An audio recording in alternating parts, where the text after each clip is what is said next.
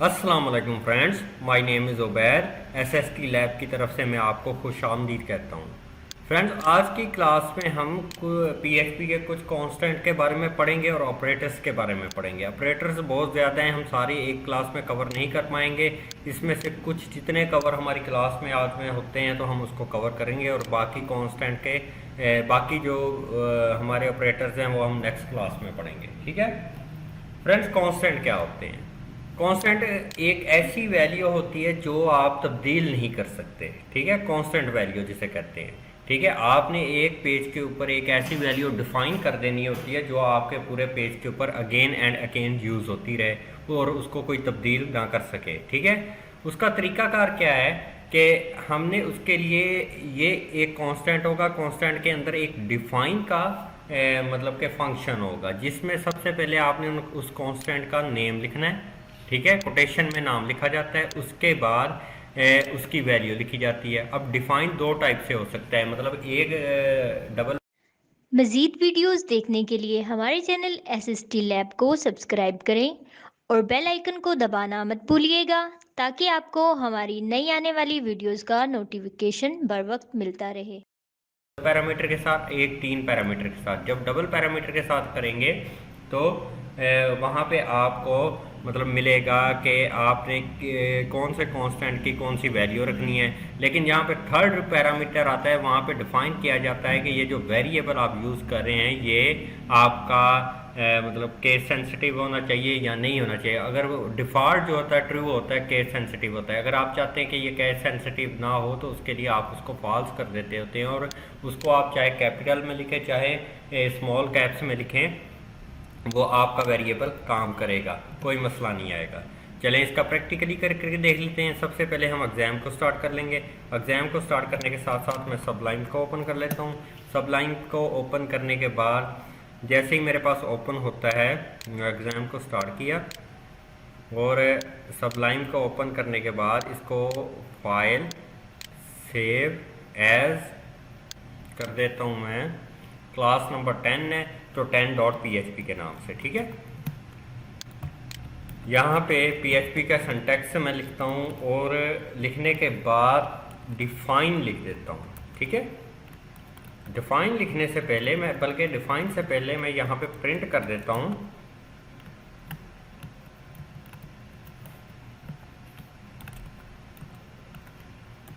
Constant. ठीक है, चलिए आउटपुट देख लेते हैं इसकी जाके। लोकल होस्ट, इसके बाद php का फोल्डर में हम जाएंगे। ठीक है, 10 नंबर क्लास पे जाएंगे। 10 नंबर क्लास जाने के बाद यहाँ पे कांस्टेंट लिखा हुआ आ रहा है। चलें ट्राई करते हैं कांस्टेंट कैसे बनते हैं। हम यहाँ पे एक वेरिएबल बनाते हैं जिसको हम लिख देते हैं डिफाइन। ठीक है, डिफाइन के बाद यहाँ पे मैं लिख देता हूँ पहला पैरामीटर, जिसमें लिख देता हूँ var, और कोटेशन के अंदर मैं लिख देता हूँ दिस इज कांस्टेंट। ठीक है, सेव करता हूँ और यहाँ पे जाके मैं विदाउट एनी डॉलर साइन वार लिख देता हूँ। ठीक है, वार लिख देता हूँ, सेव करता हूँ, देखते हैं क्या आउटपुट आती है। ठीक है, सिंटैक्स एरर आ रहा है, क्यों आ रहा है? चले मैं यहाँ पे ए लगा देता हूँ। वो एक वार जो है एक यहाँ पे एज ए सिंटैक्स यूज़ हो रहा है। ठीक है, यहाँ पे ये देखें दिस इज़ कांस्टेंट लिखा हुआ आ गया। क्यों लिखा हुआ आ गया? हालांकि यहाँ पे अब इशू एक है कि यहाँ पे हमने डॉलर साइन नहीं लगाया। आपका ये क्वेश्चन होगा भाई ये कांस्टेंट है। ठीक है, कांस्टेंट के साथ डॉलर साइन नहीं लगता।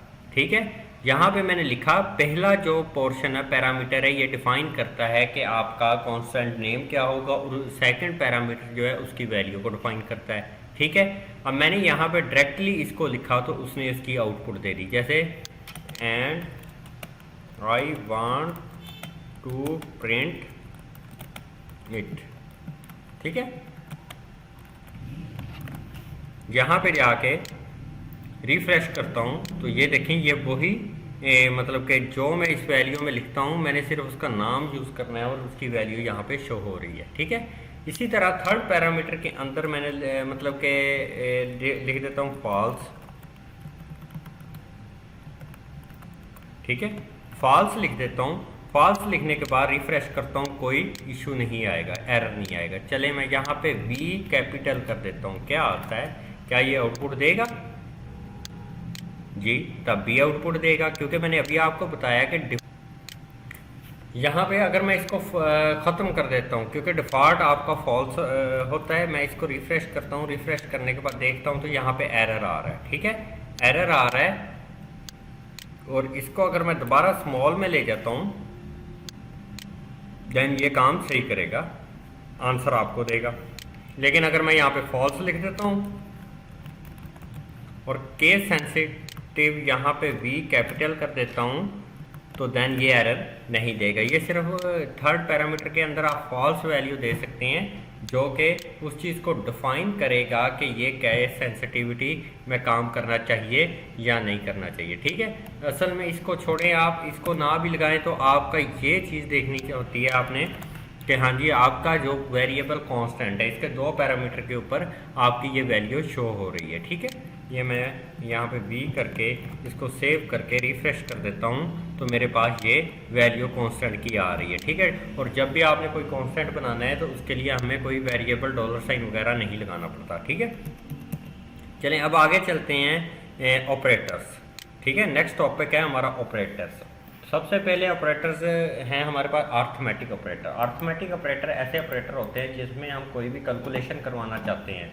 ठीक है, जितनी भी हमारी कैलकुलेशंस होंगी वो अर्थमेटिक ऑपरेटर्स में होंगी। ठीक है, इसमें हमारे addition, subtraction, multiplication, division, modulus और एक्सपोनेंशियल वगैरह टाइप के थोड़े से ऑपरेटर आ जाएंगे। नेक्स्ट हम रीड आउट करेंगे असाइनमेंट ऑपरेटर। असाइनमेंट ऑपरेटर में क्या होता है कि वैल्यू एक वेरिएबल से दूसरे वेरिएबल में कैसे असाइन की जाती है, उसके बहुत से ऑपरेटर्स होते हैं और किस तरह ये काम कर रहे होते हैं, वो चीज़ें हम इसमें डिफाइन करेंगे। इसी तरह कंपैरिजन ऑपरेटर है, increment, decrement, logical, string and अरे ऑपरेटर है। ठीक है, चलें अर्थमेटिक ऑपरेटर शुरू करते हैं। यहाँ पे मैं कमेंट्स कर देता हूँ अर्थमेटिक ऑपरेटर।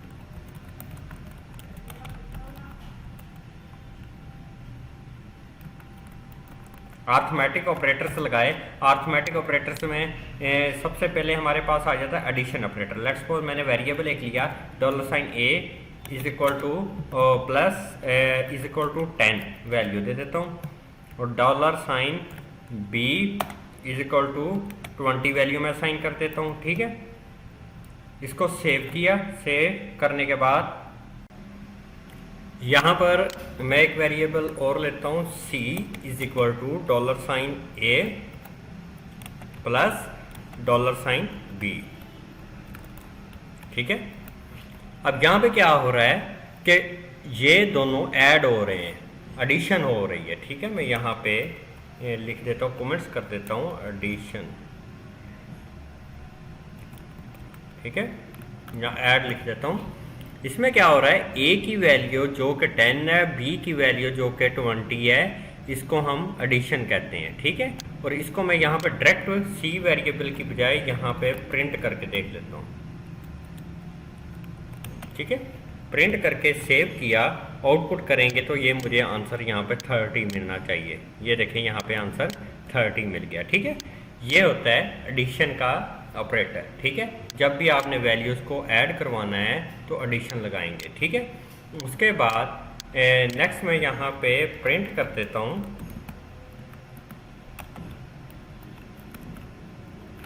BR लगाता हूँ एक नेक्स्ट लाइन पे जाने के लिए, यहाँ HR लगाता हूँ। ठीक है, दूसरा वेरिएबल है,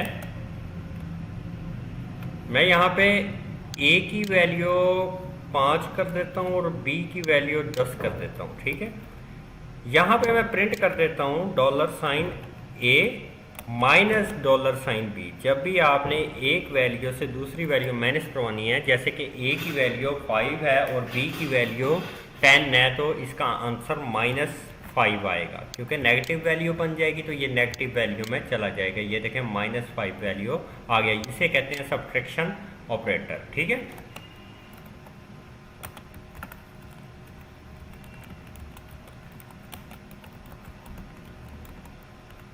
ऑपरेटर। ठीक है, उसके बाद नेक्स्ट में हमारे पास जो नेक्स्ट ऑपरेटर जो हमारा आता है वो होता है मल्टीप्लिकेशन। जब भी आपने मल्टीप्लिकेशन करनी हो, ठीक है, मल्टीप्लिकेशन जैसे 5 मल्टीप्लाई बाय 2, ठीक है, इस तरह लिखें, देन ये 10 आंसर प्रिंट कर देगा, ठीक है।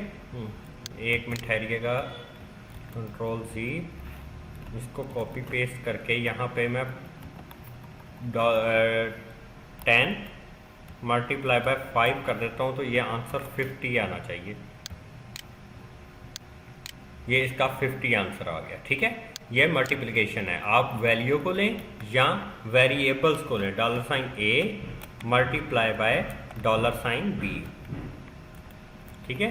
ये दोनों तरीके से काम करता है। ये फॉर मल्टीप्लिकेशन होता है,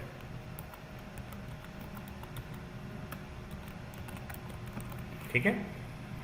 मल्टीप्लिकेशन के लिए हम स्टेरिक यूज़ करते हैं, जो ए की वैल्यू के साथ बी की वैल्यू को मल्टीप्लाई करेगा, ठीक है।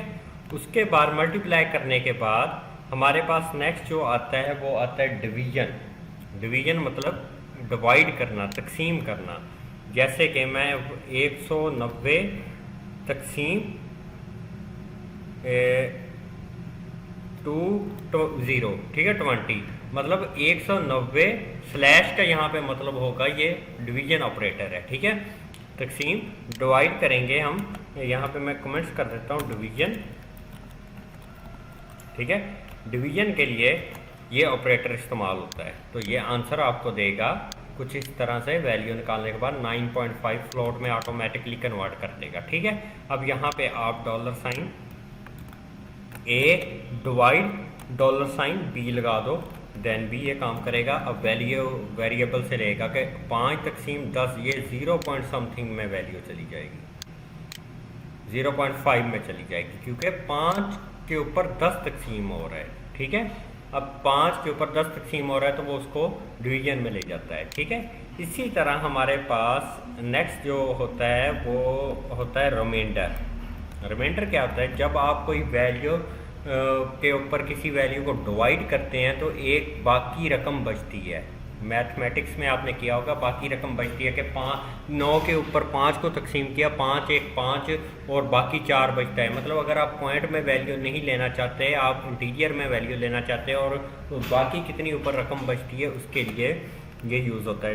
10 डिवाइडेड बाई मैं 4 करता हूँ तो ये आंसर डिवाइडेड बाई नहीं, सॉरी, रिमाइंडर। रिमाइंडर के लिए परसेंटेज का यहाँ पे साइन यूज़ होगा, ठीक है। परसेंटेज का साइन यूज़ करने के बाद रिफ्रेश करता हूँ तो यहाँ आंसर 2 आएगा। ये देखें 2 आ गया, क्यों? 10 के ऊपर 4 2 दफ़ा 8 पे डिवाइड होगा और बाकी 2 बचेगा। ये 2 वैल्यू वहाँ पे हमारी स्टोर हो जाएगी, रिमाइंडर में आएगी। हमें बकाया रकम ये देगा, ये पॉइंट में वैल्यू कभी भी नहीं आएगी और रिमाइंडर की कभी भी वैल्यू आपको पॉइंट में नहीं मिलेगी, ठीक है।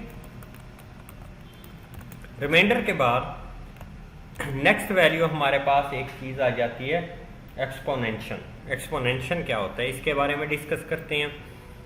चलें, प्रिंट करते हैं हम 5 डबल स्टेरिक 2, ठीक है।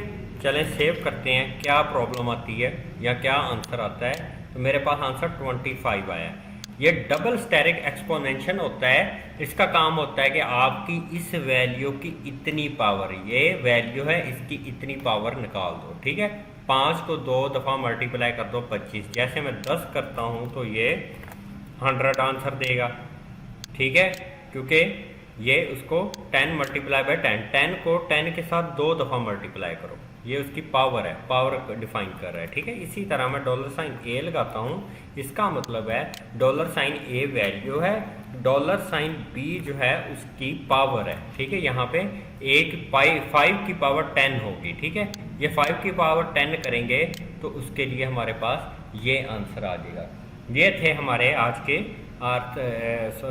अर्थमेटिक ऑपरेटर्स, ठीक है, जिसमें plus, minus, multiply, division, reminder and exponential operator इस्तेमाल होते हैं, ठीक हो गया।